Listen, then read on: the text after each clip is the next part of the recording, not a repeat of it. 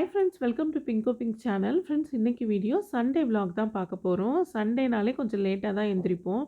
எந்திரிக்கிறதுக்கே ஒரு 10 மணி போல் ஆயிடுச்சு. ஸோ காலையில் வந்து பார்த்திங்கன்னா சண்டே அன்னைக்கு பிரேக்ஃபாஸ்ட் இருக்காது. டீ காஃபி அந்த மாதிரி தான் குடிப்போம். ஸோ டீக்கு வந்து ஏலக்காய் கல்கண்டெல்லாம் போட்டு நான் வந்து மிக்ஸி ஜாரில் அரைக்க போகிறேன். ஏலக்காயில் வந்து பார்த்திங்கன்னா சர்க்கரை போட்டு தான் அரைப்பாங்க. நீங்கள் சர்க்கரை போட்டு அரைக்கிறப்போ சர்க்கரை மட்டும் சீக்கிரமாக வந்து பொடியாயிடும். ஏலக்காய் வந்து சரியாக அரைப்படாது. ஸோ அதனால் நான் வந்து என்ன பண்ணேன்னா கல்கண்டு போட்டு அரைக்கிறேன். அந்த மாதிரி போடுறப்போ ஏலக்காவும் கல்கண்டும் ஒரே மாதிரி பவுடர் ஆகி வரும். ஸோ இந்த பவுடர் வந்து நம்ம வீட்டிலேயே செய்கிறப்போ நல்ல ஒரு ஸ்மெல் இருந்துக்கிட்டே இருக்கும். நம்ம டீக்கு, கஞ்சிக்கு, ஸ்வீட் செய்கிறப்போ எல்லாத்துக்குமே நம்ம யூஸ் பண்ணிக்கலாம். நான் வந்து இன்றைக்கி டீ வந்து டீ கடையில் போடுற மாதிரி டிகாஷன் போட்டு டீ போட போகிறேன். இப்போல்லாம் வந்து நான் இந்த மாதிரி தான் வந்து டீ போடுறேன். பால்லேயே வந்து டீ தூள் போட்டு கொதிக்க வைக்கிறதில்ல. தனியாக இந்த மாதிரி டீ போடுறப்ப நமக்கு வந்து டீ யூஸ் பண்ணிவிட்டு மீதி நமக்கு அந்த டீ தூள் இருக்கும் பார்த்தீங்களா, அதை வந்து நான் வந்து செடிக்கு வந்து நான் போட்டுருவேன். ஸோ மீதம் இருக்கிற இந்த ஏலக்காய் பொடியை வந்து நான் கண்ணாடி பாட்டிலில் வந்து ஸ்டோர் பண்ணிக்கிறேன். கண்ணாடி பாட்டிலில் ஸ்டோர் பண்ணுறப்ப நமக்கு வந்து அரோமா வந்து அப்படியே இருக்கும். நமக்கு வந்து எப்போ நம்ம திறக்கும் போது அந்த ஏலக்காவோட வாசனை சூப்பராக இருக்கும். கிட்ட இருக்கிற எல்லா கண்ணாடி பாட்டிலுமே சன்ரைஸ் காஃபி பவுடர் வரும் பார்த்தீங்களா, அந்த கண்ணாடி பாட்டில் தான். நான் வந்து ஒரு 5, 6 வருஷமாக வந்து நான் வந்து இதை கலெக்ஷன் பண்ணிகிட்ருக்கேன். ஸோ இந்த பாட்டில் வந்து பார்த்திங்கன்னா நல்ல ஒரு ஹெவியாக இருக்கும். மூடி வந்து பார்த்திங்கன்னா நல்லா சூப்பராக இருக்கும் பிளாஸ்டிக்கு. கடைகளில் அழகழகாக வந்து கண்ணாடி பாட்டில்ஸ் எல்லாம் விற்கிது. நான் வந்து பார்த்திங்கன்னா காஃபி தூள் வாங்குறப்ப 100 கிராம், 200 கிராம், 500 கிராம் இந்த மாதிரி கலெக்ஷன் பண்ணி நான் வச்சுருக்கேன். ஸோ நான் ஸ்டோர் பண்ணக்கூடிய எல்லா பாட்டில்ஸுமே எங்கள் வீட்டில் இருக்கிறது எல்லாமே சன்ரைஸ் பாட்டில் தான். இந்த மாதிரி டிகாஷன் எடுத்து நம்ம டீ போடுறப்ப நமக்கு டீயோட கலர் வந்து பார்த்திங்கன்னா நல்லா டார்க்காக கிடைக்கும். நம்ம பாலில் போட்டு கொதிக்க வைக்கிறப்ப அந்த அளவுக்கு கலர் வர மாட்டேங்குது. ஸோ அதனால தான் நான் வந்து இந்த மாதிரி டீ வந்து நான் போடுறேன். அது மட்டும் இல்லாமல் நமக்கு பாலும் வந்து பார்த்திங்கன்னா கம்மியாக தான் நமக்கு தேவைப்படும். இப்போ பாருங்கள் எந்த அளவுக்கு கலர் கிடச்சிருக்குன்னு. ஸோ இந்த மாதிரி எல்லாம் டீ போட்டு பிடிக்குமா உங்களுக்கு? மறக்காமல் கமெண்ட் பண்ணுங்கள். ஸோ எங்கள் வீட்டில் வந்து பார்த்திங்கன்னா நான் இந்த மாதிரி தான் டீ போடுறேன்.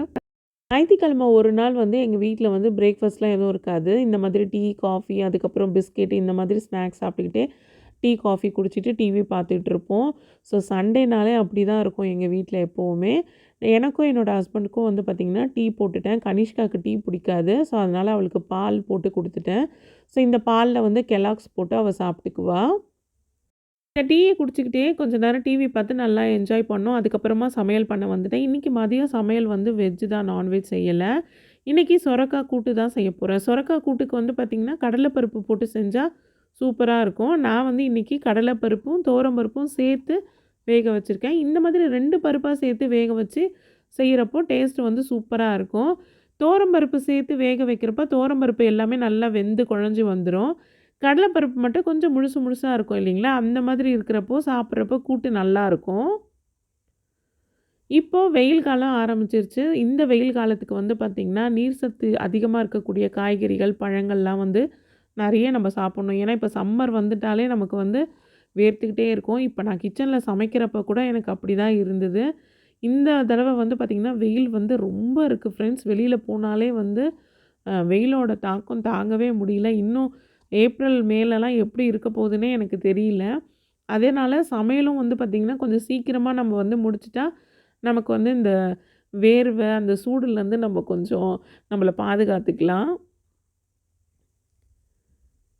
ஒரு பக்கம் சுரக்காய் கூட்டு வந்து ரெடி ஆகிட்டுருக்கு. இன்னொரு பக்கம் வந்து பார்த்திங்கன்னா எனக்கு வந்து வெறும் கேழ்வரகு மாவில் வந்து களி வந்து நான் ரெடி பண்ணிகிட்ருக்கேன். ஸோ கனிஷ்காக்கும் அவங்க அப்பாவுக்கும் வந்து பார்த்திங்கன்னா சாதம், எனக்கு வந்து பார்த்திங்கன்னா கேழ்வரகு களி. ஸோ கேழ்வரகு களி வந்து பார்த்திங்கன்னா அரிசி போட்டு செய்யாமல் வெறும் மாவில் வந்து நான் செய்ய போகிறேன்.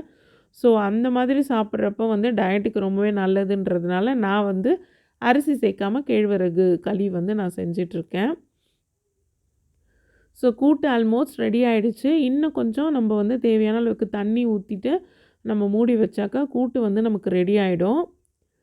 ஸோ இந்த கேழ்வரகு மாவு களி செய்கிறப்போ கொஞ்சம் கேர்ஃபுல்லாக செய்யணும். நமக்கு அரிசி மாவு களி செய்கிறத விட இந்த வெறும் மாவில் செய்யக்கூடிய களி தான் வந்து பார்த்திங்கன்னா கொஞ்சம் செய்கிறது கஷ்டம். ஏன்னு பார்த்திங்கன்னா சீக்கிரமாக வந்து கட்டி பிடிச்சிரும். ஸோ அது வந்து கொஞ்சம் பார்த்து செய்யணும். கூட்டு சூப்பரா ரெடி ஆயிடுச்சு ஃப்ரெண்ட்ஸ். இப்போ இந்த கேழ்வரகு களியில வந்து பார்த்திங்கன்னா, நான் சொன்ன மாதிரி அ நான் நெறைய முறை வந்து நான் ட்ரை பண்ணியிருக்கேன் கேழ்வரகு களி செய்றப்போ. அது வந்து பார்த்திங்கன்னா, ஒரு சில நேரத்தில வந்து கட்டி நெறைய கட்டி விழுந்துரும். அத கிண்டும்போதே வந்து பார்த்திங்கன்னா, கட்டி கட்டியா ஆயிடும். சாப்பிடவே முடியாது. இந்த கேழ்வரகு களிக்கு வந்து பார்த்திங்கன்னா, தண்ணி வந்து கொஞ்சம் கம்மியா வைக்கணும். இந்த வெறும் மாவு போட்டு செய்றப்போ, தண்ணி கம்மியா வச்சாக்கா நமக்கு வந்து அந்த கட்டி பிடிக்காது. அது மட்டும் இல்லாம, நடு பகுதியிலேருந்து நம்ம மிக்ஸ் பண்ணணும். அந்த மாரி மிக்ஸ் பண்ணும்போது கட்டி விழுறது வந்து கம்மியாகும்.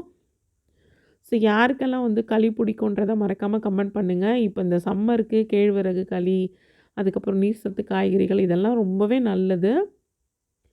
ஸோ என்னோட டயட்டுக்காக நான் அடிக்கடி வந்து பார்த்திங்கன்னா, இந்த கேழ்வரகு களி, கேழ்வரகு சப்பாத்தி இந்த மாதிரி உணவு தான் வந்து அதிகமா நான் சாப்பிட்றேன். சாப்பாட வந்து கம்மி பண்ணியாச்சு.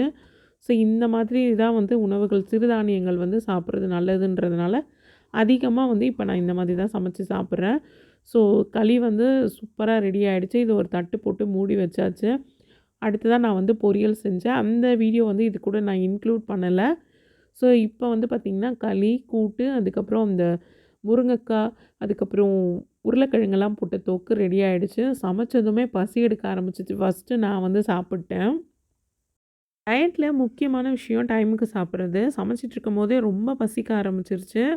ஸோ சமைச்சு முடிச்சதுமே சுட சுட கூட்டு, களி, காயெல்லாம் வச்சு சாப்பிட ஆரம்பிச்சாச்சு. முக்கியமா காய்கறிகள் வந்து நெறைய சாப்பிடணும். காய்கறிகள் வந்து பார்த்திங்கன்னா, இந்த சொரக்காலாம் வந்து ரொம்பவே நல்லது வெயிட் லாஸ்க்கு. அது மட்டும் இல்லாம பருப்பு வந்து கொஞ்சம் நெறைய இருக்கிற மாதிரி நம்ம சாப்பிட்டாக்கா, நமக்கு வந்து ரொம்ப நேரத்துக்கு வந்து பசி வந்து தாங்கும். ஸோ இன்றைக்கி வந்து கடலைப்பருப்பு, துவரம்பருப்புலாம் சேர்த்துருக்கேன். பாசிப்பருப்பு வந்து ரொம்ப ரொம்ப நல்லது. அதுவுமே சேர்த்து கூட்டு செஞ்சா சூப்பரா இருக்கும். ஸோ சமையல்லாம் முடிச்சு சாப்பிட்டதுக்கப்புறமா ஈவினிங் வந்து சும்மா சேர்ந்து கேம்ஸ் கொஞ்ச நேரம் விளையாடிட்டு இருந்தோம். எப்பவுமே ஃபோன்ல இருக்கிற கேம்ஸ தான் நம்ம விளையாடுவோம். இந்த மாதிரி குழந்தைங்களோட சேர்ந்து இந்த 5 கல்லு, தாயம் இதெல்லாம் விளையாடுறப்போ அவங்க ரொம்பவே என்ஜாய் பண்ணுவாங்க. ஸோ இந்த 7 கல்லு விளையாடுறதெல்லாம் வந்து பார்த்திங்கன்னா, கான்சன்ட்ரேஷனோட விளையாடக்கூடிய ஒரு கேம் தான். ஸோ அது கனிஷ்காக்கு எப்படி விளையாடணும்னு சொல்லிக் குடுத்துட்ருந்தோம். ஸோ அதுக்காக தான் வந்து அந்த குச்சி விளையாட்டும் வந்து புதுசா வந்து அவங்க அப்பா சொல்லிக் குடுத்தாரு. ஸோ அத விளையாடுறப்போ கனிஷ்கா வந்து ரொம்பவே ஹாப்பியா ஃபீல் பண்ணா. நைட்டு வந்து பார்த்திங்கன்னா, டின்னருக்கு வந்து எஸ்எஸ் பிரியாணிலேருந்து பிரியாணி வாங்கிட்டு வந்து தான் சாப்பிட்டோம். ஸோ எனக்கு வந்து பார்த்திங்கன்னா, ஹோட்டல்ல போய் சாப்பிட்றது பதில் இந்த மாதிரி பார்சல் வாங்கிட்டு நம்ம வீட்ல வந்து சௌகரியமா நல்லா கால நீட்டி போட்டு பொறுமையா சாப்பிட்லாம். ஸோ பிரியாணி சாப்பிட்றது வந்து பார்த்திங்கன்னா, ரொம்ப நாள் ஆயிடுச்சு ஃப்ரெண்ட்ஸ். கிட்டத்தட்ட 1 மந்த்துக்கு மேல ஆகுது. டயட் ஃபாலோ பண்ண ஆரம்பிச்சதுலேருந்து பிரியாணிலாம் சாப்பிட்றதில்ல. சண்டே அன்னைக்கு வந்து பார்த்திங்கன்னா, ஒரு சீட் டே மாரி நைட்டுக்கு வந்து டின்னருக்கு வந்து பிரியாணி சாப்பிட்டோம். எனக்கு மட்டும் தான் அது சீட் டே. அவங்களுக்கு வந்து சீட் கிடையாது. ஸோ பிரியாணிக்கு வந்து பார்த்திங்கன்னா, இந்த கத்திரிக்காய், அதுக்கப்புறம் தந்தூரி சிக்கன் இதெல்லாம் வாங்கிட்டு வந்து சாப்பிட்டோம். பிரியாணின்னு சொல்லும்போதே ரொம்ப பரபரப்பாயிடுச்சு. சாப்பிட்டு ரொம்ப நாள் ஆயிடுச்சா, டயட் இருக்கும்போது இதெல்லாம் பார்க்குறதே வந்து பெரிய ஒரு என்ன சொல்கிறது, ஒரு ஏக்கமா ஆயிடுச்சு பிரியாணி சாப்பிட்றது. ஸோ அன்றைக்கி வந்து பார்த்திங்கன்னா, சூப்பரா பிரியாணி வந்து என்ஜாய் பண்ணோம். ஸோ என்னோட சண்டே வந்து பார்த்திங்கன்னா, இப்படி தான் இருந்துச்சு. ஸோ இதோட இந்த வீடியோவை முடிச்சுக்கிறேன் ஃப்ரெண்ட்ஸ். இந்த வீடியோ பிடிச்சிருந்தா மறக்காமல் நம்ம சேனலுக்கு வந்து ஒரு லைக்கு கொடுங்க. அது மட்டும் இல்லாமல் சேனலை சப்ஸ்கிரைப் பண்ணி பக்கத்தில் இருக்க பெல் பட்டனையும் கிளிக் பண்ணுங்கள். நெக்ஸ்ட் வீடியோவில் பார்க்கலாம் ஃப்ரெண்ட்ஸ்.